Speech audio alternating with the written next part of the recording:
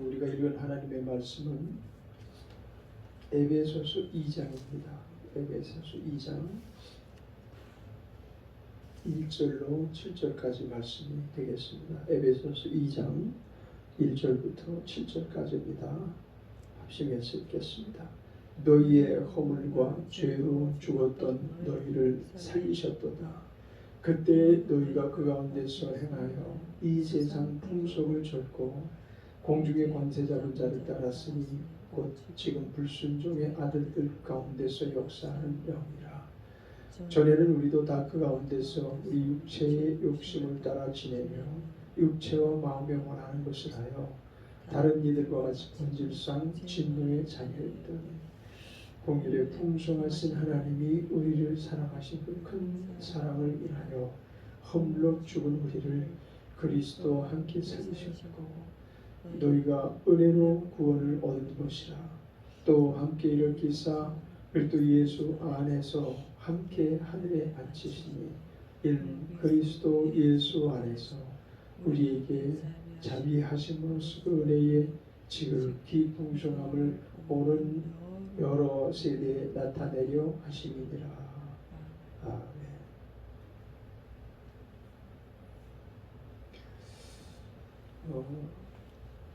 사람들이 어떻게 구원받습니까? 어떻게 우리가 이 죄로부터 해방받을 수 있을까요? 그렇게 묻는 사람들이 많습니다. 그리스도인들도 또한 그와 다름없어서 구원을 주 예수께서 우리에게 허락하셨다고 하는데 구원이 과연 어떻게 받아야 되는 걸까? 아직도 제대로 이해하지 못하고 어떻게 하면 나는 구원받지 하면서 신앙생활하는 그런 사람들도 많이 있을 것입니다. 그런데 어찌 보면 구원이라는 것은 아주 복잡한 어떤 과정을 거치는 게 아니고 아주 단순해야 합니다.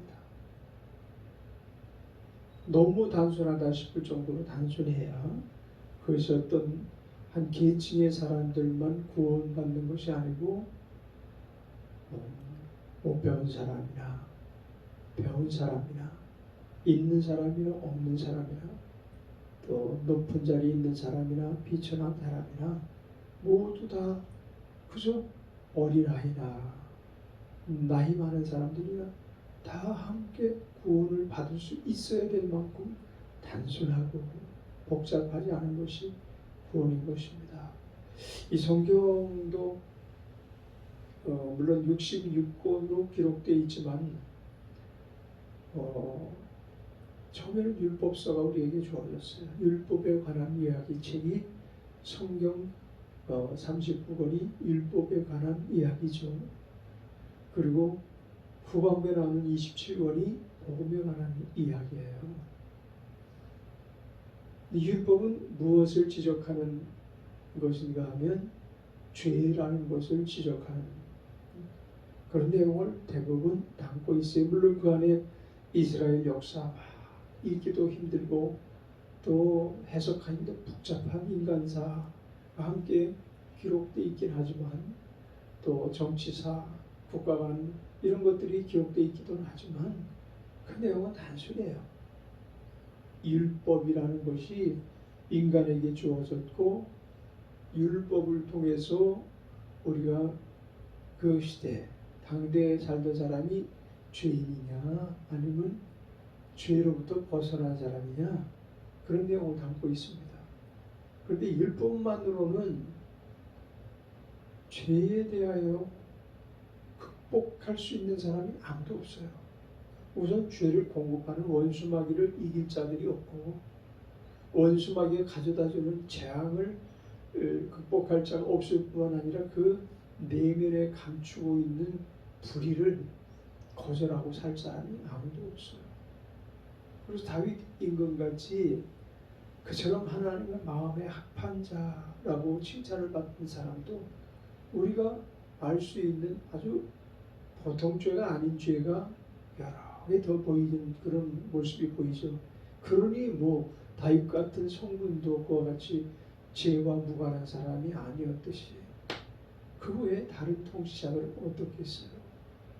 심지어는 우상에 그냥 완전히 쩔어서 살던 그런 이스라엘의 임금도 있었고, 이방신을 갖다가 그냥 마냥 전국에 풍설로 퍼뜨리게 하는 그런 악한 왕도 있었잖아요. 그죠? 그 후반부에 나오는 책이 바로 이제 복음서인데, 복음서의 중심을 이루는 내용이 뭔가요? 예수 그리스도로 말미암아 죄의 용서 받을 수 있게 해주신 거예요. 그러니까 죄라는 이야기가 나왔을 때 반드시 따라 나와야 될 부분이 죄 용납이 될 수 없는 거예요. 죄 용납은 불행을 계속 지속해 나가다가 멸망에 이르고 법의 심판을 받아서 불의한 자라는 그런 결과물에 따른 영원한 심판, 지옥에서 불심판을 받고 이루 형용할 수 없는 그런 사람들이 고안해낸 이렇게 고문 같은 거 있잖아요. 고문 이런 것으로 사람들의 생리를 잡아 뽑기도 하고 손톱을 잡아 뽑기도 하고, 그리고 주리를 들어서 뼈와 뼈가 그냥 부러지게 만들기도 하고, 권장을 때려가지고 실신하고 더 나아가서 거기 죽음이 이르게 하기도 하고, 참수를 하기도 하고, 이루 말할 수 없는 고문들이 인간이 발명해낸 고문 형틀과 더불어 고문 기계와 더불어 그 사악함이 이루 말할 수 없을 정도로 법을 대변하는 그런 상징적인 모습으로 말이죠. 인간을 주의를 틀었던 그런 부분들을 우리는 생각 안 할 수 없는 거예요. 죄는 그래서 반드시 용서를 받아야지 인간이 정말 인간답게 살 수 있는 거 아니겠어요? 에덴 동산에서는 하나님께서 죄와 벌에 대한 이야기를 어떠한 경우 외에는 단 한 번도 하신 일이 없어요. 선악을 알게 하는 나무를 따먹지 말라. 그것을 먹는 날에는 정령 너희가 죽으리라, 이렇게 말씀하셨어요. 정령이라는 말은 하와가 한 이야기죠. 너희가 죽으리라. 선악을 알게 하는 씨가 열매를 따먹지 말라. 이 씨가를 먹는 자마다 죽으리라, 이렇게 말씀을 하셨어요. 죽는다는 용어가 그때 튀어나온 용어인데, 인간계에 처음으로 나온 하나님께서 친히 해주신 말씀인데, 죽음이라는 이야기가 왜 나왔을까요? 죄의 용서 받지 못한 자에게 반드시 죽음이 따른다는 이야기죠. 그죠? 너희가 죄를 범하였기 때문에 죽을 수밖에 없는 그런 운명이 너희들에게 지어진다, 그런 말씀이거든요. 그래서 하나님께서 그 말씀하기 전에는 에덴 낙원에 있는 모든 신과를 너희가 먹을 수 있다고 이렇게 말씀하셨잖아요. 그것은 죄 없는 자가 살아가는 모습을 어떤 단편적으로 말씀하신 내용이 아니겠어요? 죄 없으면 무엇이든지 할 수 있는 거예요. 무엇이든지 먹을 수 있는 거예요. 언제나 영원히 죽지 않고 살겠다는 말씀이잖아요. 그럼 복음은 무엇일까요? 복음은 바로 구약의 율법을 지나 복음을 받아들이는 자, 복음서 신약 성경을 받아들이는 자들에게 주신 복된 소식이거든요. 기쁨의 소식이거든요. 그 기쁨의 소식의 중심 사상이 십자가라는 것이 아이러니하죠. 그죠? 근데 그건 너무 당연한 거예요. 우리에게서 죄가 얼마나 큰가에 따른 결과거든요. 우리가 지금 에베소서를 이렇게 쭉 읽으면서 은혜를 나누고 있는데, 에베소서에 은혜라는 말씀만 나오는 게 아니에요. 왜 에베소서가 정말 은혜에 대해서 확실하게 논증하는, 또 확실하게 말씀하시는 책인가 하면, 죄에 대해서 아주 너무 소상하게, 그리고 죄가 어떤 것이고 죄로 말미암아 인간이 어떤 창상을 입게 되었는지에 대해서 너무 밝히 말씀하고 계시기 때문에 그 은혜라는 국면, 은혜라는 것을 설명하기 위해서는 우리의 실상을 알 수가 있어야 돼. 아무리 적은 죄를 범했다 할지라도 그 죄를 스스로 용서받을 수 있는 길이 없다는 거죠. 자, 오늘 우리가 읽은 말씀이 첫 번째 1절부터 너희의 허물과 죄로 죽었던 너희를 살리셨도다. 이게 복음에 담고 있는 중심 내용이죠. 복음이 담고 있는 중심 내용이에요. 허물과 죄로 죽었던 너희를 하나님께서 살리셨다는 거예요. 그게 복음입니다. 살리셨다는 것은 이례적인 어떤 자망에서 생명으로 옮기신 게 아니고 어떤 질병을 탁월한 능력과 기적과 이사로 고쳐주시는 그래서 살아나게 하신 것이 아니고 영원히 살게 해주신 것이죠. 물론 죽었던 나사로를 예수님께서 무덤에서 장사 지낸 지 사흘이 돼서 썩은 냄새 나는 그 몸을 다시 일으켜 세우시고 살아나게 하셨는데 그가 또다시 죽지 않았다라는 이야기는 성경에 없죠. 그죠? 그러나 그가 살아났다는 이야기는 예수님의 부활하시는 사건 속에 얽매일 때 비로소 우리들이 볼 수 있는 사건이거든요. 살리셨도다 라고 하신 이 내용을 우리가 확실하게 믿고 받아들이기까지 복음이 되지 못하는 거예요. 그래서 성경은 구약에서 우리를 엄격하게 논증을 하고 너희의 삶이 어떤지 너희들 한번 변론하자. 너희 삶이 이래도 의로우냐? 그 욥기서의 주제 아니에요? 욥을 향해서 하나님이 논증하시는 그런 부분들도 다 이래도 내가 참으로 의로운 자이더냐? 근데 그거에 대한 깨달음이 욥은 있었고 그 외의 사람들은 그게 없는 거예요. 욥의 친구들도 그렇고 그 결과물을 얻지 못한 거죠. 그래서 욥의 전반부는 율법에 관계된 삶을 살았고 후반부는 복음에 관계된 삶을 사는 것에 대한 예표적인 사건이 아닌가 그런 생각이 들어요. 물론 성경의 구약에 보면 그런 예표적인 사건이 많이 나오죠. 룻기에도 보면은 그런 예표적인 사건이 많이 나타납니다.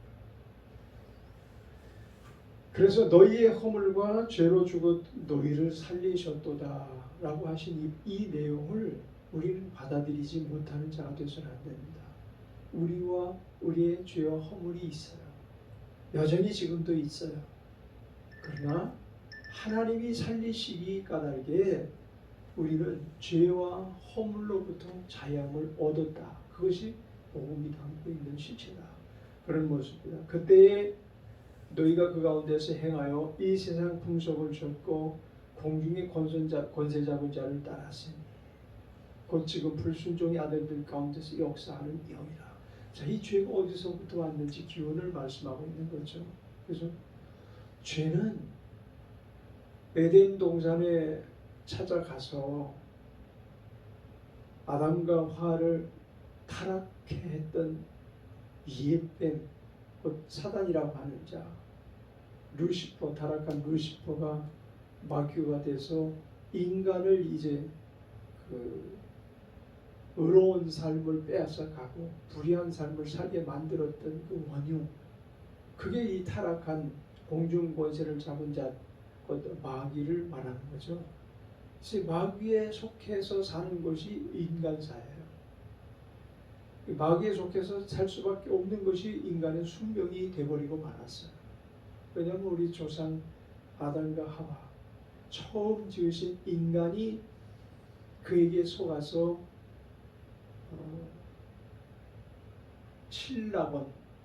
나원을 잃어버리고 세상에 쫓겨났잖아요. 공중 권세 잡고 있는 원수 마귀의 그 텃밭으로 쫓겨난 거예요. 그때 하나님께서 유일하게 텃밭에서 인간을 보존하고 보호할 수 있는 유일한 장치로 만들어 놓으신 에덴에서 쫓겨난 것은 바로 공중 권세 잡고 있는 원수 마귀가 통치하고 다스리는 곳으로 쫓겨나게 된 것이죠.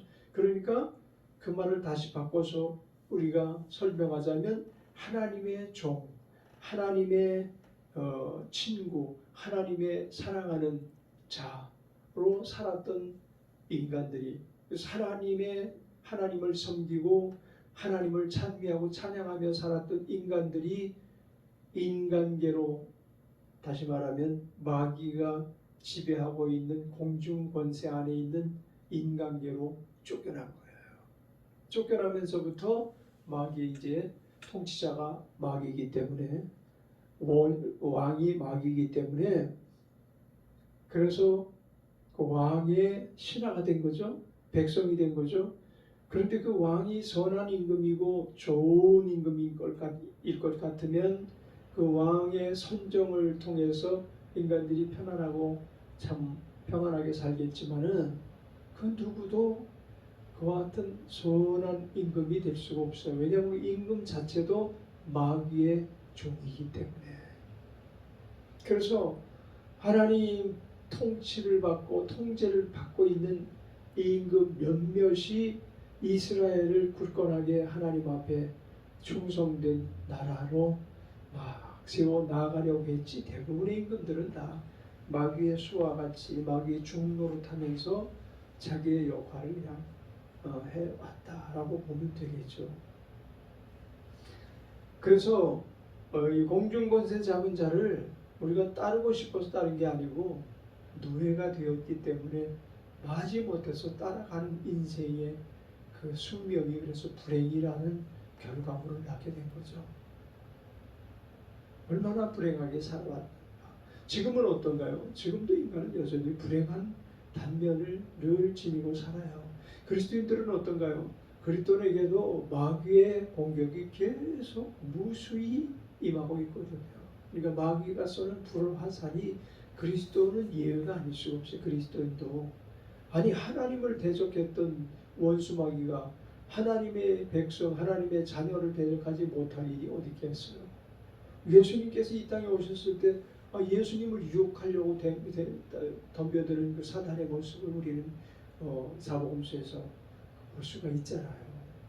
하나님 본체이시며, 그리고 하나님께서 그 가장 수건 사업으로 이루고 있었던 인간 구원의 목표를 가지고 이 땅에 오신 하나님의 아들 독생자 예수님을 자기의 수하에 끌어들이기 위해서 유혹했던 인간, 그런 것이 마귀인데, 우리가 지금 예수 믿고 하나님 자녀라고 교회에 출석하고 있다고, 그리고 성령 받아서 막 복음을 전하는 전도사라고 내버려 두겠냐고요. 얼마나 이 마귀가 마귀 노릇을 아주 제대로 하려고 달려들겠어요. 자기의 백성, 자기의 수하들에게는 좀 덜할지 몰라도 덜해봐야 결국은 지옥으로 보내는 거지만, 이 땅에서 잠시 잠깐 사는 날 동안에 그들을 더 달콤하게, 더 황홀하게 유혹해서 정말 내가 정말 행복한 세상을 살았다라고 생각하게끔 물질도 줄 것이고, 권세도 뭐 허락할 것이고, 모든 것을 다 허락한다 할지라도 나중에는 결국 지옥으로 보내기 위한 덮밥이거든요. 제밥이거든요.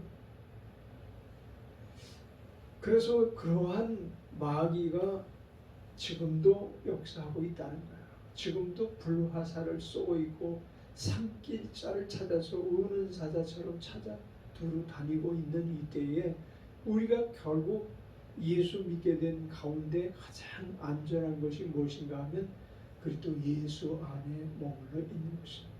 그분이 우리의 피할 바위시오, 산성이시오, 요새시오, 우리의 반석이시라고 고백하면서 내가 그리스도 안에, 그리스도가 내 안에 있으면 그와 같은 실제적 삶을 살아가는 것이 신앙이에요. 다른 길은 없어요. 하나님이 예수님을 통해 나를 살리셨다라고 하는 사실을 죽어도 믿어야 돼요. 칼이 목에 들어와도 믿어야 돼요. 그 사실만큼은 빼앗기지 않고 계속해서 이 세상 통치를 이루는 권세 앞에서 굴복하지 않았던 우리 순교자들의 모습이 곧 그리스도인의 참 진정한 모습인 거예요. 어리석은 모습이 아니에요. 우리가 저걸 어떻게, 우리는 아마 저걸 못할 거야. 그러나 해야 돼요. 그런 상황이 오면, 왜냐하면 우리는 생명을 사망으로 빼앗길 수 없기 때문에 그런 거죠. 그래서 불순종의 아들들 가운데서 역사하는 영의 노예가 되면 결국은 하나님 대적하는 일에 몰두하게 되어 있는 거죠. 3절에 보면 전에는 우리도 다 그 가운데서 우리 육체의 욕심을 따라 지내면서, 우리 육체의 욕심을 따라 지내는 줄 알았는데 그게 마귀의 욕심을 우리가 유산으로 상속받고 그 짓을 해왔다라는 거죠. 우리는 다 인간들이 죄를 져서 이와 같이 불행해졌다. 지금도 인간이 죄를 짓지 않으면 행복해진다라고 말하는 사람들이 많아요. 세상에서만 그래요. 세상에서 세상법을 우리가 잘 지키면 형무소에 가지 않죠. 감옥에 갇힐 일이 없죠. 그리고 뭐 세상에서 형벌 받을 일이 없어요. 그러나 그대로 그냥 세상법만 계속 잘 지키고 따라가면 지옥으로 가는 거예요. 그것이 곧 우리의 육체의 욕심을 따라 지내며 육체의 마음에 원하는 것을 하여, 이것이 곧 어떠한 삶이냐 하면 본질상 진노의 자녀로서의 삶이다 라는 거죠.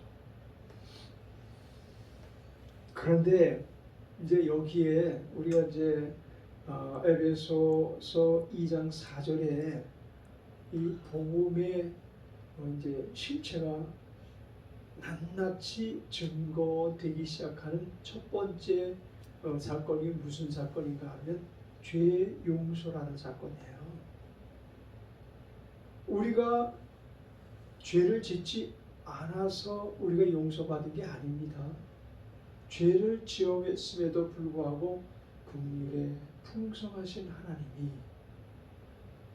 그러니까 용서를 받기 전에 제가 그 빌립보서 강의할 때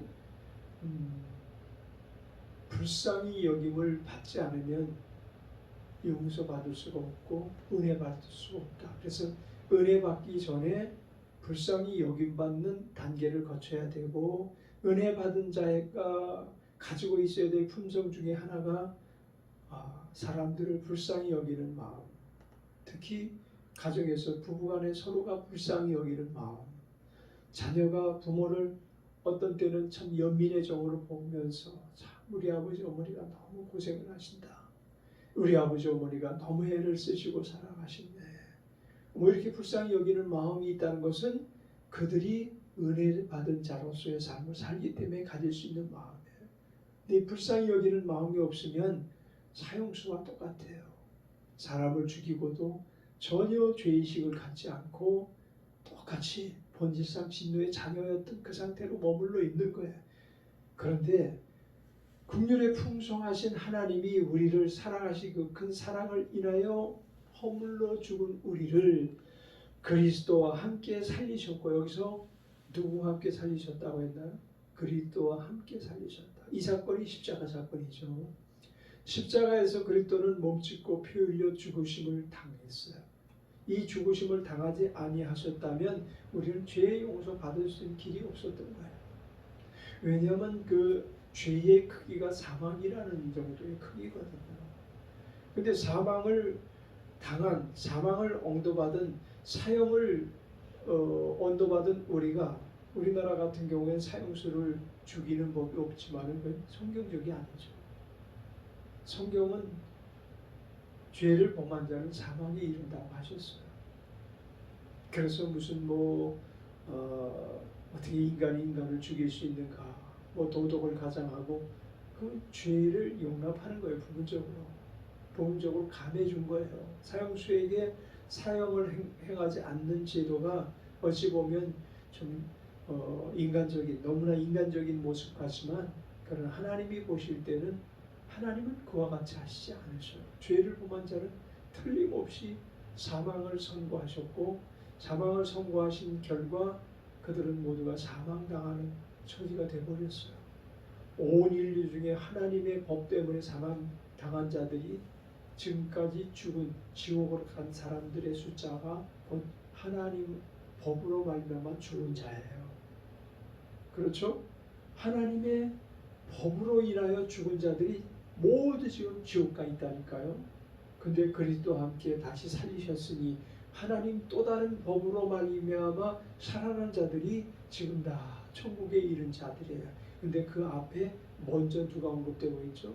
예수님이 부활의 첫 열매가 되신 거죠.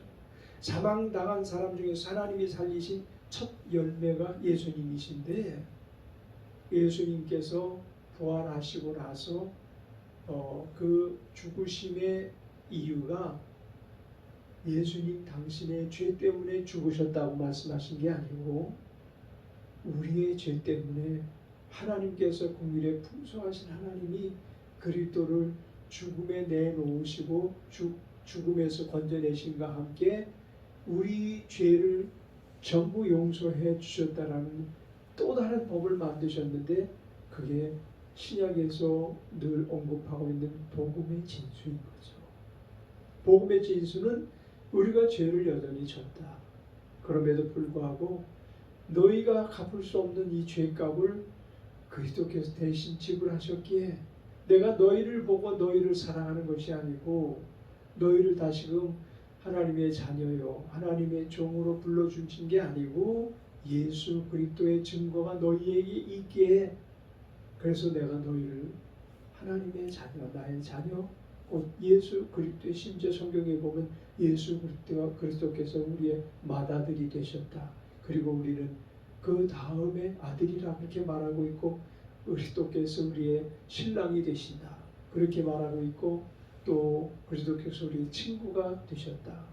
우리의 목자장 되시는 예수님께서 친히 하신 말씀들 중에는 그와 같은 언급들이 많이 나타나고 있는데, 그것이 곧 우리가 은혜의 크고 넓은 범주 안에서 이루어진 역사예요. 우리는 죄값을 지불할 수 없었지만 우리 주 예수 그리스도께서 모든 죄값을 지불해 주신 것이 은혜라는 큰 대단원이라는 것이죠. 대단원의 서막이 그와 같이 펼쳐진 거예요. 예수 그리스도께서 긍휼에 풍성하신 하나님의 그 품성을 조금 더 손상시키지 아니하시고 그 뜻을 온전히 이루신 사건이 곧 십자가의 사건이다. 그렇게 이해하면 되지 않겠습니까? 자, 그리고 6절에 보면 또 함께 일으키사, 이 함께 일어난 그 원인이 무엇인가 하면 5절의 끝에 너희가 은혜로 구원을 얻은 것이라. 정말 우리가 할렐루야를 늘 하나님 앞에 하나님을 찬양한다고, 할렐루야 하나님이 옳습니다, 하나님 하신 모든 일들을 저희가 수락합니다가 아니고 믿습니다 라고 표현하는 총칭이 하나님을 찬송하는 할렐루야. 하나님만이 우리의 생명의 본질이 되시고 우리의 삶의 본질이 되시고 그리고 우리 모든 삶의 행동의 근본이 되신다라고 고백하는 것입니다. 함께 일으키사 그리스도 예수 안에서 함께 하늘에 앉히시니, 그러니까 하늘에서도 예수 안에서 우리를 함께 앉히시는데 이 땅에 사물며 우리가 예수 밖에 있으면 부러진 가지죠. 예수 안에서 우리는 끝까지 예수 안에서 성령님 안에서 구원을 이루시고자 원하시는 이 하나님의 뜻이 성취될 때까지 우리는 동행하는 것입니다. 6절 그렇고요. 7절 또 함께 일으키사 그리스도 예수 안에서 함께 하늘에 앉히시고, 그 다음에 7절에는 이는 그리스도 예수 안에서 우리에게 자비하심으로써 그 은혜의 지극히 풍성함을 오는 여러 세대에 나타내려 하심이니라.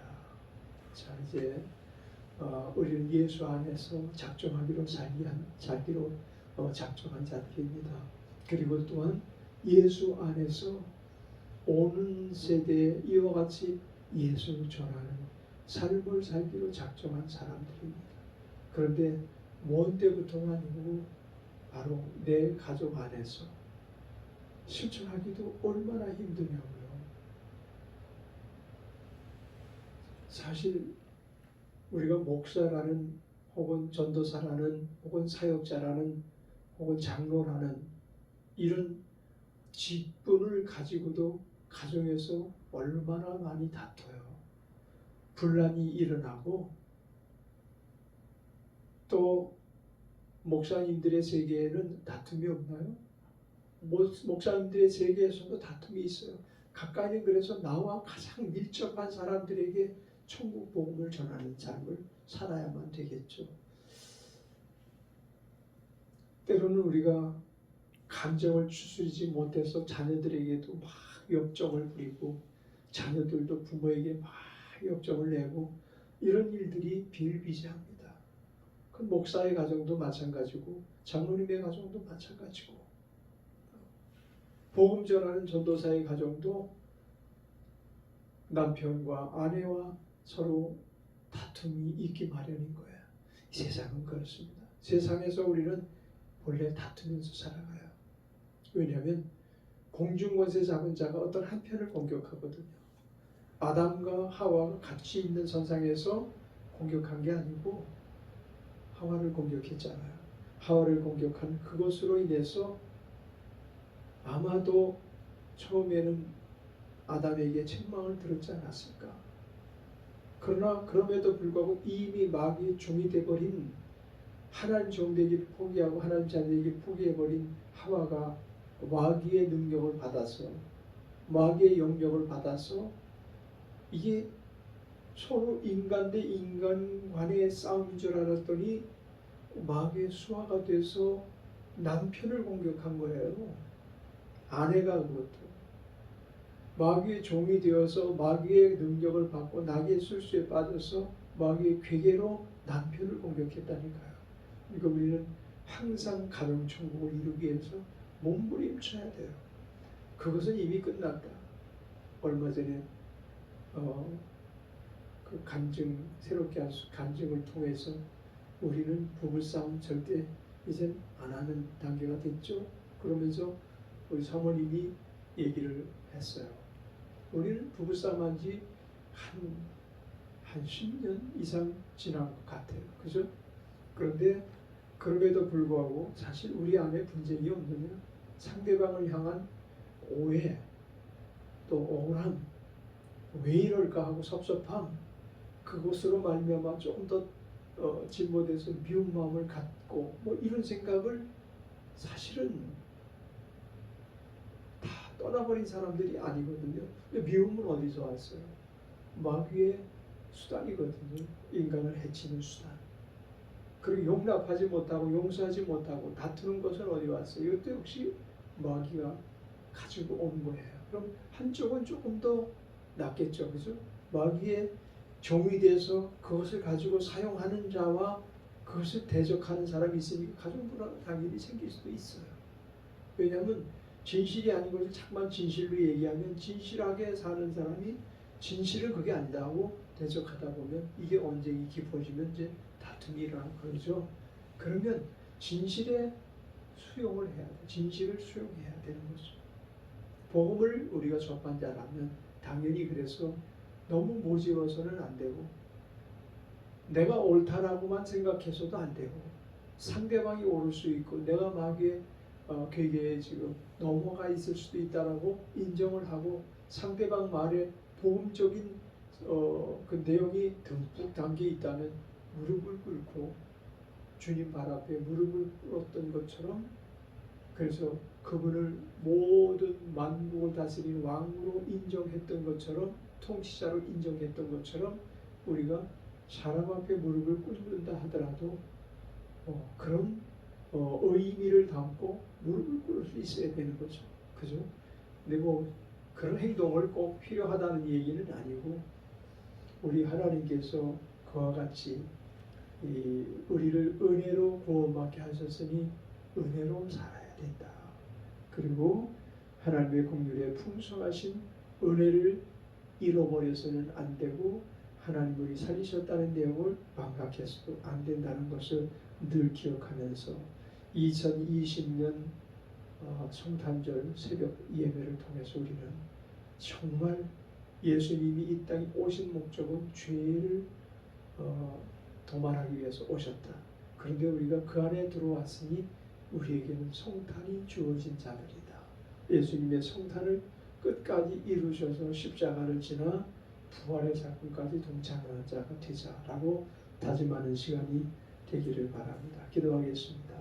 하나님의 은혜 가운데 우리가 거듭난 자로서 살게 해주신 것을 만만으로 감사와 찬양을 올려드립니다. 이제 우리 하나님께서 베푸신 은혜 안에서, 예수 안에서, 성령님 안에서 예수님과 하나님 보호자에 이를 때까지 우리는 줄기차게